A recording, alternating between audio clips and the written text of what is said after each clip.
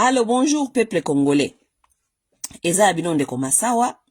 Bon, nazana quelques minutes. Nangena solo na bino to solola likambo ezali komona awa na Facebook na internet. Ndenge ba video ezali komata ezo baluka ezo kende. Ndenge nini ba congolais bazali kosala guerre médiatique. Na bon, namoni ba mususu non c'est ma guerre médiatique, namoni ba congolais osa mais guerre médiatique avec les Hutus. Et namoni pe na Congo Brazzaville kuna bakomi kosala chasse na Bahutu, ok? Bon, je pense que quelque part ezali manque ya connaissance kozanga koyeba. Pourquoi? Parce que les gens qui sont dans au Congo Brazzaville là-bas, bango bayebi kaka Rwandais aza Rwandais, ok? Bango bayebi Rwandais te différence entre ba Rwandais. Et la plupart aussi de la population congolaise, oh ya biso ya Kinshasa, je ne pense que les Congolais de Kinshasa aussi ont la difficulté de comprendre différence ya ba Rwandais, ok? Soki boyoki kaka Rwandais est comme lokola phobie, ok? Mais il faut boyeba que Rwanda ezali pays ezali na population, je pense que population ya Rwanda ezali presque d'abord 11 millions ou bien peut-être 12 millions d'habitants. Et dans ces 12 millions d'habitants là, plus il y a 86% il y a population ezali population Hutu et 1% de la population ezali je crois à Batwa. Ça veut dire que le Batu si kuna baza presque 14% ou à 13%. Vous comprenez? Et les gens qui sont en train de mener les désordres na Rwanda et puis na région des Grands Lacs, ezali Batutsi. Vous comprenez? Donc, boye bakosa la moi différence. Parce que, Congolais akomi kaka soki ayoki Rwandais, on dirait Rwandais nyonso akomi mutu ya koluka, ou Rwandais nyonso akomi problématique. Non. Même les Rwandais et même la population Hutu qui est au Rwanda, est en train de faire face na ba problème kuna parce que ba tous si baza kuna bazali ko mener bango vie dure. Vous comprenez? Donc toi ba ko ça la différence. Na différence on a ndenge ni ya ko yeba différence wana ezali question ya kozwa conscience, prise ya conscience, ya ko yeba histoire na ko yeba géographie quoi. Parce que démographie batu bazo ko comprendre démographie te batu bazo ko comprendre histoire ya mboka te bozo ko linga ko bundisa Rwanda mais boyebi histoire à Rwanda te mais on va faire comment au final. OK? Nde quand même nangeki na ko solo na bino muke parce que nazo ko mona lokola ba congolais baza ko yeba te baza ko bundisa nani guerre ezali wapi ko orienter guerre ezali epai ya mutu nini bokomi ko bundisa batu nyonso. Les Hutus aussi souffrent comme vous les Congolais chez eux. Hein? Les Hutus souffrent comme les Congolais sont en train de souffrir. Ba Hutus baza kuna bazui bango en otage, bazui bango kolokola ba esclaves na mboka na bango moko. C'est un peuple qui ne peut rien faire là-bas chez eux. Ils sont pourchassés, ils sont poursuivis, ils sont en train d'être tués par le régime en place, OK? Mais quelques points le long ngena pesa bino pona ko réfléchir ko faire bino réfléchir. Bandeko ba bolingo. Je voulais faire comprendre aux Congolais, surtout aux Congolais de Kinshasa. Congolais à Kinshasa, Hutu azali Bantu lokola yo. Hutu azali ndeko na yo. Muhutu azali Bantu. Azali ndeko na yo. Muhutu ayakite na Congo pona kobundisa Congolais pona kobotola ye mabele. Te. Muhutu azali na guerre te contre Congolais, contre frère na ye Bantu po aya kobotola ye mabele. Te. Ne confondez pas les choses. Lorsque je dis cela, je ne dis pas que il n'y a pas aussi peut-être ba Hutu ou bazali babandi na Congo. Je n'ai pas dit cela. Non. Les Hutu qui sont au Congo, ou bakoza peut-être babandi, bazaka babandi lokola pe barega bakoza babandi, bazaka pe babandi lokola bamushi bakoza babandi, mais leur banditisme n'a rien à voir avec l'idéologie que les Tutsis ont. C'est ça la différence. Toi bako différencier makambo. Banditisme ya ba Hutu ezaka ka banditisme ya mutu kaka normal lokola zoko luka servi akeko yiba awa akeko ye ko profiter awa parce que des autres des alliés awa et tout. Mais ba Hutu baza na Congo te ba ko sala biso guerre idéologique lokola ba Tutsi ba ko sala biso guerre idéologique. C'est ça la différence. Vous comprenez? Les Hutus ne sont pas au Congo pona koya koyebisa biso ke bango baza plus meilleur que biso, bango ba eko dominer biso, bango balingi ba terre na biso, bango balingi ko changer ba kombo. Te, les Hutus n'ont jamais voulu changer leur identité. Les Hutus sont au Congo, ils sont Hutus, ils acceptent, ils sont Hutus. Les Hutus sont au Congo, ils sont pas là en train de vous faire une guerre idéologique que, oh non, lokola bango bazali supérieur, balingi bater, balingi bino bosala bosala bokoma lokola baboyi na bango, tout ça, non. Les Hutus n'ont pas cet esprit ya kosala la bino ba Congolais guerre idéologique. Non. Ok? Tandis que les Tutsis, au contraire, bango bazana guerre idéologique. Batusi bazana guerre idéologique, bazana guerre ya ko reprendre bater, bazali na guerre ya ko sala bino bozala lokola batu bozali inférieur na bango, bango ba régner bino botikala na se. C'est ça la différence. Soki batuti bayakite na makambu oyo bayeli biso oyo ndele c'est depuis longtemps to vivre kana batusi na bahutu na Congo. Les vivre ensemble en Afrique n'a jamais causé un problème. Les Africains ont toujours vécu ensemble, mais dans le respect mutuel. Mutu na mutu ayeba espace na ye, mutu na mutu ayeba ayake pa ya muninga, mutu na mutu ayeba ko respecter culture, tradition ya muninga, mutu na mutu ayeba ko respecter biloko ya muninga. Les Africains n'ont jamais eu un problème de vivre. Jamais. Soko moni ba Africain ba komi kozwa na problème ya ko vivre ensemble, eza ba problème neti oyo ba tuti ba yeli bato. Mes chers amis, chasse oyo komi chasse au Hutu, il faut arrêter avec ça. Parce que toko kende musika te nakati ya kubanda kobunda entre biso na biso ba bantu. Force ya batusi parce que baza ensemble. Oui. Force ya batusi parce que baza ensemble. Bango bundaka comme d'abord race. Et ils se battent d'abord idéologiquement comme race. Mutusi ya Uganda ayaka kosalisa mutusi ya Rwanda.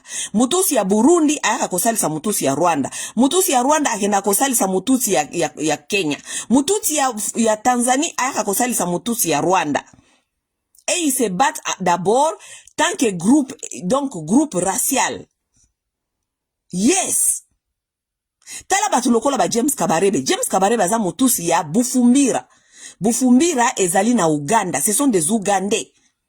Des batusi de Uganda. Mais James Kabarebe atika Uganda aya kosalisa bandeko na yeti a komisi bangoti na Rwanda. Rwanda pe bafandi si wana parce que ba reconnaître qui est comme si azali mutu azali na ba capacité militaire. On lui a reconnu, on lui a donné le mérite là-bas, il est resté au Rwanda. Mais James Kabarebe c'est Mufumbira. C'est Mufumbira de l'Uganda. OK? Kaka biso kaka babantu ndeto nano to comprendre te la guerre qui nous a été imposée. Bino babantu ulie bo lukape bo sangana botia maboko ensemble po bo yeba ko kale batu oyo ko rekile invasion ya bayima ya batutsi. Non, bino wana bobandi guerre entre bahutu bino ba Congolais na bahutu. Mais Hutu azande kona yo bantu. Tu ne peux pas faire la guerre à un Hutu. Hutu n'est pas au Congo avec une idéologie à koya koboto la yo terre. Hutu azana Congo te avec une idéologie à koya kokoma au supérieur na yo. Hutu n'est pas là pour ça. Surtout pour les Congolais du Kinshasa. Bino ifona benda bino matoi. Bino ba Congolais à Kinshasa, bino boyebi ko bundate. So ki est de la République ezali ti lelo ya kotelema, ezali pona ba Hutu. Les gens qui sont au front aujourd'hui, qui sont en train de vous se battre pour vous, ce sont les Hutus, ce n'est pas vous qui sont au front. Parce qu'il y a beaucoup de choses qu'on ne peut pas seulement vous dire ici sur l'internet. Les gens qui sont au front dans l'est de la République, les gens, ceux qui lelo est de la République et qui n'en noté, c'est parce que ezali ba Hutu ne bazali ko bundisa, bazali ko zongisa korekile batuti. Et les tous ils sont conscients, ils savent cela. Yango mwenda kata munoko na bango mikolo nyonso bazali koloba ba interahamwe bazo kokate koloba ke ba Hutu o ba fanda ka deja na Kivu bazali ko zongisa bango. Alors il faut pas continuer koloba ba interahamwe bol ke biso ba interahamwe wana ba ko kopesa biso ba interahamwe te bazo kokate koloba vérité que les Hutu qui sont là-bas qui les connaissent très bien, qui se connaissent très bien, ils se connaissent les Hutu et les Tutsis, qui sont en train de les mettre barrière pour continuer. Congolais okoki kobundisa Muhutu te. Muhutu azali allié na yo. Congolais soka yebite allié na ye ya liboso na kati ya ba 9 pays nyonso azali na bango ba voisin. Allié na ye moko kaka ezali Muhutu. Muhutu azali seul allié ya Congolais. Mutu moko te akoki kobundela Congolais neti Muhutu abundela ka Congolais. Jamais. Soki Congolais aza mayele, surtout Congolais à Kinshasa, Congolais ya Kivu, Nord Kivu, na Sud Kivu, allié na ye moko azali kaka Muhutu. Soki lelo, ba M23, naba tu AFC, soko kako continuer te. Vous pensez c'est pour à cause de vous les Congolais seulement? Oui, les Babembe ils sont là-bas, ils sont avec les, comment on dit, avec les Wazalendo. Mais batu baza ko kale penza tout si ba avancer te. Ezali Bahutu. Eza Bahutu ya Nord Kivu, Bahutu o baza na Sud Kivu, Bahutu o bazali na Burundi. C'est le Burundi qui est en train de vous aider. Burundi eza allié na bino parce que Burundi vous considère comme son frère. Le Burundi, la plupart et le pouvoir qui est au Burundi, c'est un pouvoir de Bahutu. Yo Congolais ya Kinshasa, vous pensez pourquoi est-ce qu'on a tué Abiyarimana et Mususu Crispin, ce qui comme les acquis Crispin, il y a Burundi, président Burundi, na président Abiyarimana ou Bazalaka Bahutu. Vous pensez pourquoi on les a tués? On les a tués parce qu'il fallait les débarrasser de là-bas, les remplacer avec les Batutsi pour envahir bien Congo. Pourquoi? Parce que Abiyarimana et Crispin faisaient les babane comme ça la garde des fous na frontière.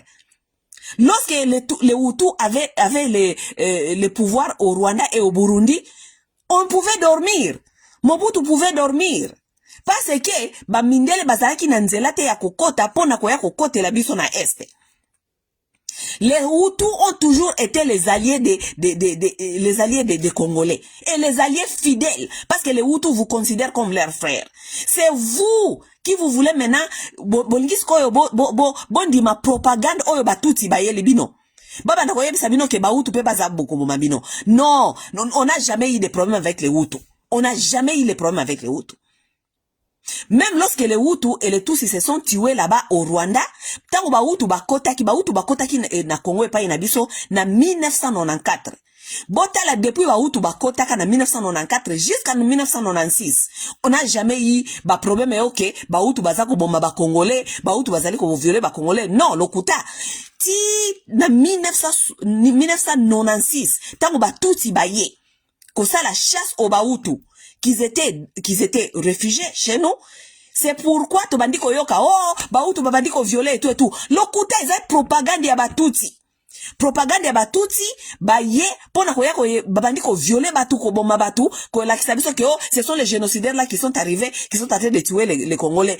Lies, lokuta. Parce que ba génocidaires, on a soit disant, bo considérer que ba génocidaires au Bayaki, soit disant Bahutu, ils étaient là-bas depuis 1994 jusqu'à 1996. Totika la jamais koyoka ki ba bomba ba Congolais. Parce que, souci na bango zalite koya ko bomba ba Congolais, bango bazaki na ba problème na bino Bahutu, na Batutsi kuna.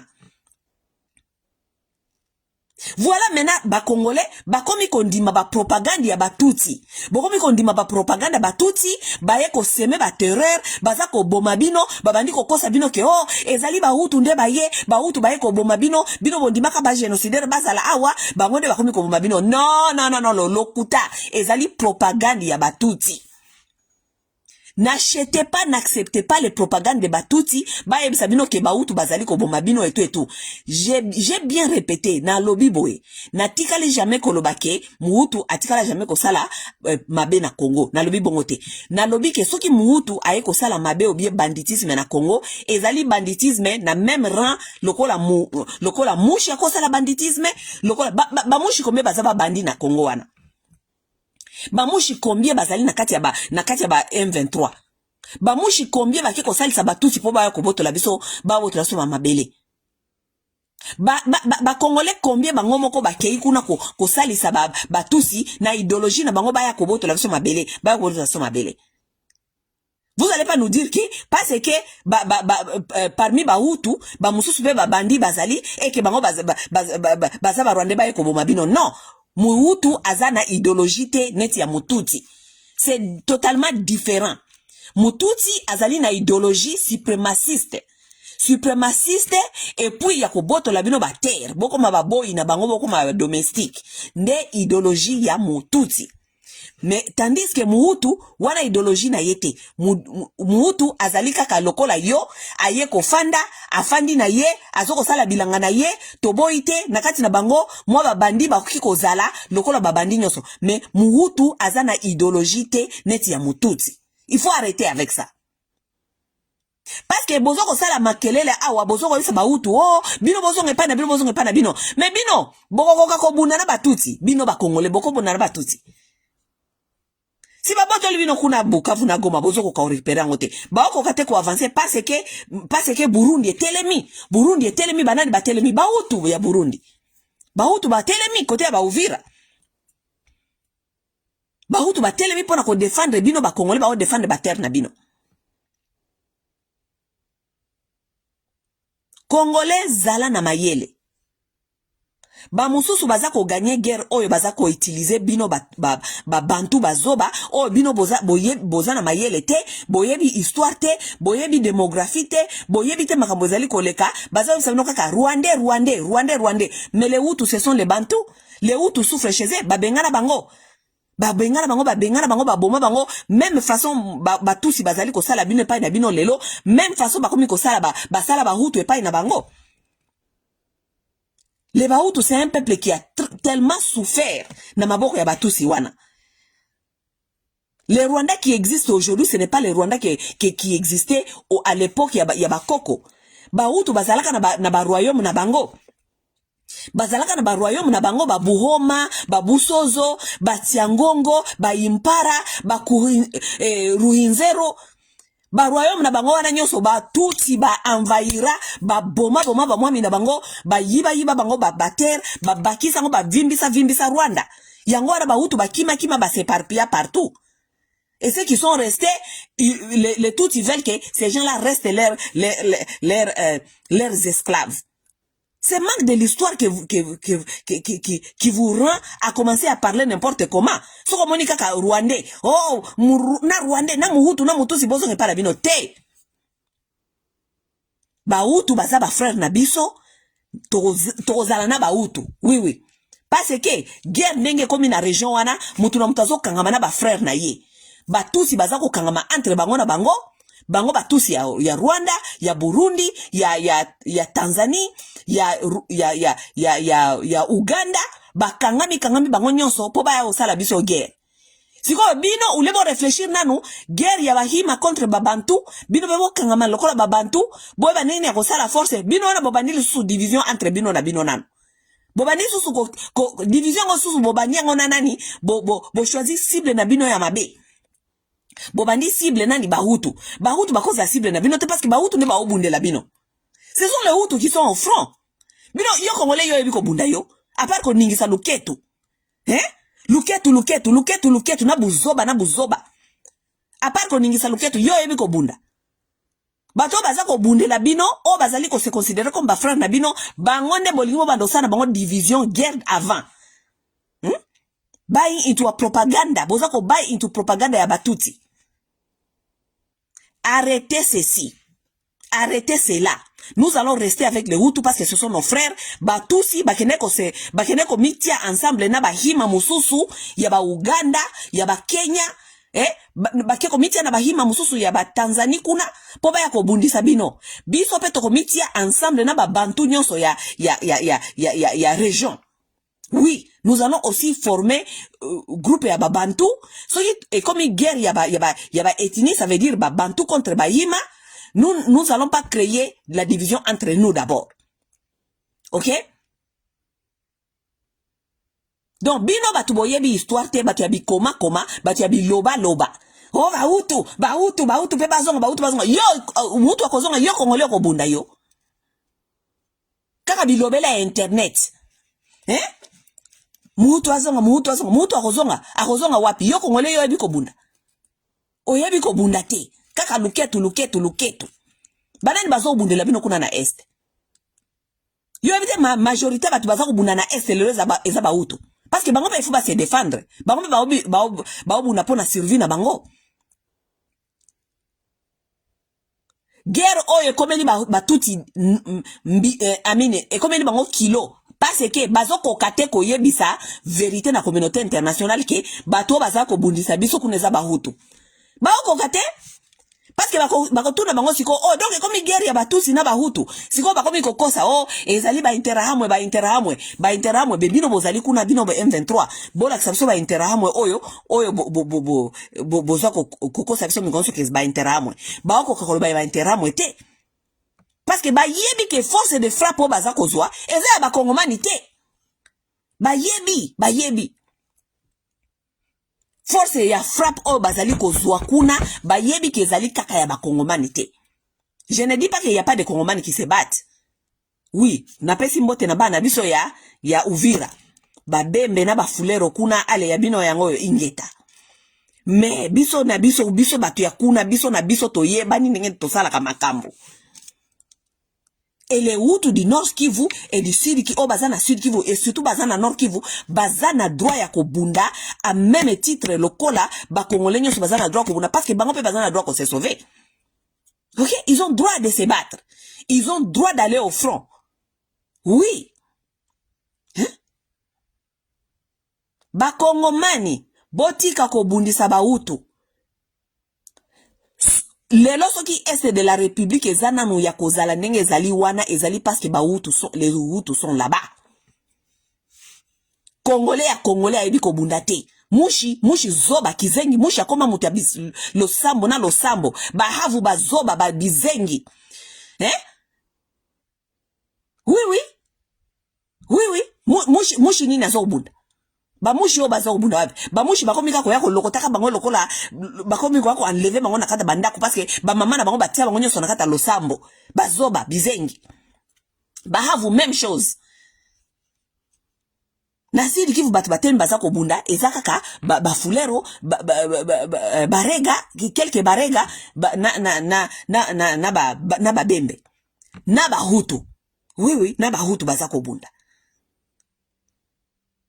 Batu baza ko bunda au front bino boye na internet boye na baguerre ya bino bahutu il faut kanga manga na yo mutu azonga wapi bino ko bunda bino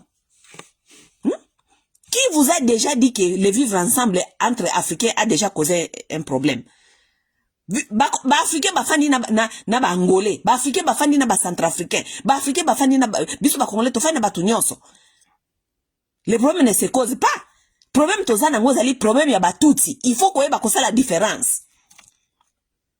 Le problème que nous avons c'est le problème des batuti. Il faut savoir faire la différence.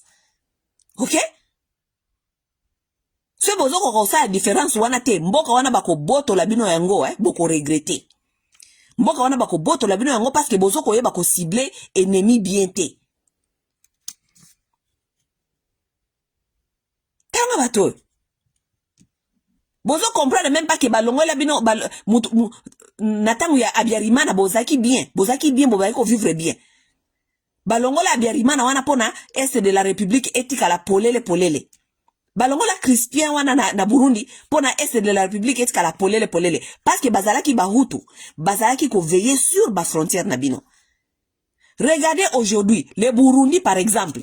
Yo kanisi Burundi parce que leadership ezana Burundi eza leadership ya babantu. Eza leadership ya bahutu. Vous pensez que le Burundi c'est aussi un petit pays qui est pauvre. Burundi vivre à kaka na agriculture. N'est-ce pas? Même chose lokola Rwanda fallait vivre kaka na agriculture. Mais les Burundais qui sont là-bas, ils savent qu'au Congo il y a miel les oko sopana non? Est-ce que possible mona ba Burundais ba yokani ba ya ko yiba biso? Ba yokana jamais ba ya ko yiba biso. Pourquoi? Parce que Burundais aza bantu. La majorité na bango surtout ba baza na pouvoir, baza ba bantu. Baza ko mona ezali tina te ba ya ko boma ba frère na bango po ba ya ko yiba bino biloko na bino. Ils n'ont pas cette envie là. Ezali nature na bango te baya ko boto la bino, baya ko yiba bino, baza na idéologie wana te ya batuti. Ils n'ont pas cette idéologie. Parce que soki na Burundi, bazaki pe na leadership ya batuti. Bino kasi ne lelo est de la République zoko existe. N'est de la République existe ka susu te. eloko ezali ko kale ke batu wana nanu bazwi est de la République nyonso te ezali Burundi. Parce que côté à Nord Kivu, toza déjà na Uganda, leadership na bango kuna ezali ya Museveni aza hima. Ok? Aza mututi. Rwanda, même chose. Burundi, mutu aza na côté na bango wana, donc Burundi a fini bango, azo fina bango, kope na bango e avancé te. Mais soki Burundi pe mutusi azalaki na Burundi de este nyonso donc ekenda depuis kala mais mutu afrene bango zanani eza muhutu oyo azali na Burundi parce que muhutu ide na yete ezali teke aya koyiba yo congolais muhutu azana na tangu ya Biarimana Abiyarimana na muninga na comme les akanani Crispin je crois o azaki na Burundi. Ils étaient là-bas, ils étaient pays pauvres. Bango nyonso bazaka ba pays pauvres. Ils vivaient avec les peu qu'ils avaient. Ils n'ont jamais réfléchi à venir envahir le Congo. Ils n'ont jamais réfléchi à venir envahir le Congo. Donc bango baza na besoin te bango pe baya ko yiba bino bango donc bango bana besoin te bango pe baya ko kota na kati ya mouvement wana baya ko yiba bino lokola ba nyonso ba yiba bino lokola ba nyonso ba considérer no ko bozo ba bichuchu ba bizengi bango balingi bango pe ba kite ko mona ke avantage ezali biso peut-être ko yiba nano ba congolais. Mais pourquoi ils ne font pas? Ils ne le font pas parce qu'ils vous considèrent comme leurs frères. Jusqu'aujourd'hui, le Burundi ne vient pas piller le Congo. Alors que Burundi est un pays pauvre. Burundi peut comme on a dit que tout le monde est en train de prendre l'avantage du Congo. Ngai pena kende kuna, ngai pena que c'est s'imposer, ngai pena yiba oyanga par. Mais le Burundi ne le fait pas. Pourquoi? Parce que le Burundi comment on dit, avec leadership Yabahutu, vous considérez vous comme leur frère. Ok? Abiyarimana a gardé vos frontières jusqu'à la mort. Il fallait pas bomayer pour baya ko yeba ko tia motusi wana pour baya ko yiba bino. Il a surveillé vos frontières jusqu'à. Maintenant, babomiye, babengani bana na ye ba eko luka refuge esika babande ko bombe la bino mabele jusqu'à. Bino bana na ye ba fandi pa na bino bobandi ko yebisa bango. Bino boza ba hutu, bozo ngepa na bino. Mais bwe makuma nyoko. Biso baswahili tolobaka bi bwe makuma nyoko, vraiment bwe makuma nyoko. Mais resi ba pesa na mbwa. Batu bano kengi la bino frontière ba type na au niveau ya suprême babomi bango po ba yesi ko duka refuge pa na bino nde bokomi ko torturer bango lisusu. Bwe makuma nyoko, merci ba pesa na mbwa. Les Hutus ne vont pas aller nulle part. Les Hutus vont rester là-bas au Congo. Vous comprenez? Bon fungola matoi na bino batu bozo ko komaka buzoba awa. Les Hutus ne vont aller nulle part. Ils vont rester au Congo parce que ils sont chez eux, chez leurs frères. OK? Bako kende sika te bako zala wana. Bahutu batikala jamais ko yebisa bino baye ko bunda guerre idéologique. Baye jamais ko bunda guerre idéologique. Bahutu jamais baye ko yebisa bino ke baye ko bunda guerre à suprématie. Baye jamais ko. Au moins ka bahutu baye ko bunda wana ko yebisa bino ke il faut beaucoup de bango na ba armée, il faut beaucoup de bango na ba institution. Vous avez déjà vu ces genre de revendications chez les Hutus? Ils sont là tranquilles, ba osala musala na bango, basala ka babilanga na bango, baluka ba misala lokola ba congolais nyonso, ils vivent tranquillement. C'est un peuple pacifique. Cela ne veut pas dire qu'il n'y a pas de bandits aussi dans les Hutus. Je n'ai pas dit cela. Oui. Je n'ai pas dit cela. Mais c'est un peuple pacifique. Bafandi baluki na bango ba problème était bakenda ka babilanga na bango, bakenda ka ba misala na bango, basala ka mabango no basala ka etali binote. Makam na bango bino ya gouvernement, makam na bino ya armée etali bangote, baza ko vivre vie na bango comme tout autre Congolais. Allez bobandi makelele. Parce que Banyarwanda ba tuti lokola baza mayele ya propagande ya bapanya puliza. batusi baya ko fule bino na kati ya ba oreille. Ah oui oui, batusi bazokende ko bomaka batu na ba village. Sima baza ko yesu batu abi oh eza ba interahamu wana obino bondima awa bangwana nde bazali ko ya ko boma. Lokuta eza batuti. Eza batuti baza ko seme ba terreur na ba village. Sima ba kosela ba hutu. Po bino ba Congolais bozo ape problème na ba hutu, bo benga na ba hutu parce que so bo benga ni ba hutu, bango porte fungwa meli bango polele penza po ba yeba ko fina bino matama bien. Po ba yebi ke bino ba Congolais boza bizengi, bo yebi eloko te, bo yebi ko bunda te, bo yebi kaka ko bina. C'est pourquoi ils sont en train de faire ces campagnes. Yangona bakeiti Brazzaville bake ko kosa Sassou Nguesso oh Sassou apesa bango mabele baya ko sala agriculture et tout pona nini parce que bakende kuna ba yeba ko gérer ba hutu bakenda kuna na Congo Brazzaville ba faire bango diaboliser ba bana ko boma ba tout sitango ba ko koma kuna po ba pesa bango mabele ba tout sitango ba ko koma kuna ba bana ko bomaka batu na babutu sima ba kosela ke ba hutu wana baza kuna nde baza sala makambo wana. Ils ont fait ça dans le Kivu. Ils ont fait ça dans le Kivu. Ils sont venus en 1996 pour commencer à nous dire que oh Bahutu nde oh biso ton demande baza koboma. Tandis que les Bahutu sont venus à 94 jusqu'à 96 to tikala jamais koyoka ba mass killing oh Bahutu baza koboma batu. Jamais. Les Hutu n'a pas un problème avec les Congolais. Muhutu azana problème tena Kongomani. Mohutu n'est pas là pour une guerre idéologique. Non. Mohutu azana ayakite na Congo pour une guerre idéologique.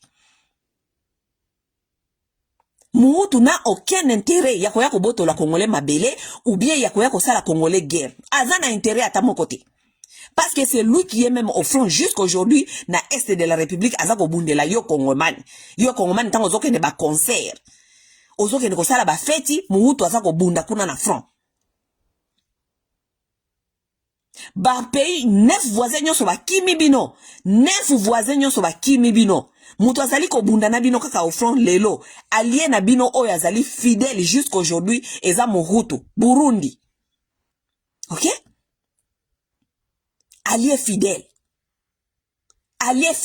oh bozane kaka moko sur les 9 voisins parce que ba 9 voisins nyoso baza ko fina bino matoi surtout bino bata Congo Kinshasa ba 9 voisins nyoso baza ko fina bino matoi. Congo et Kinshasa, Congo Brazzaville a fandi wana Sassou Nguesso azo ya même pas ko salisa bino atika jamais ko tula bino même ya ko salisa bino mutu moko azo ko salisa bino ezali kaka Burundi.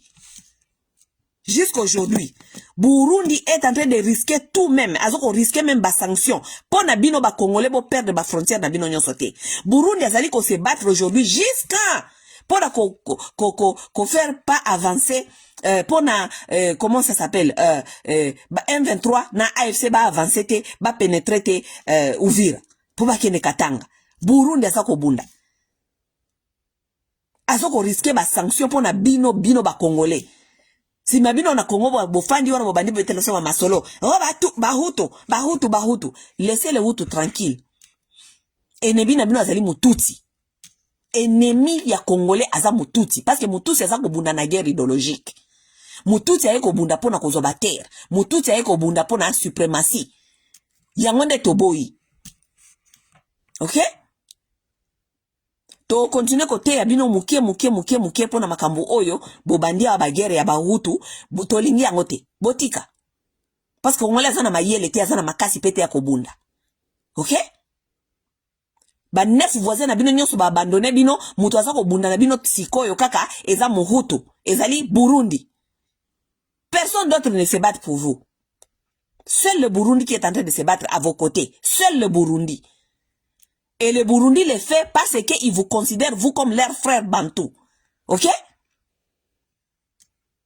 Kagame na Museveni bakangami bango mibale parce que bango nyonso bayebi ke baza batuti. Baza ko bunda ensemble contre les Congolais. Siko bino ba Congolais bebe bo kangama na ba frère na bino ba bantu, bo bandi lisusu ko sala guerre contre ba frère na bino ba bantu. Tela bazobo. Pepe moko azanga mayele. Ingeta, les Hutus seront là.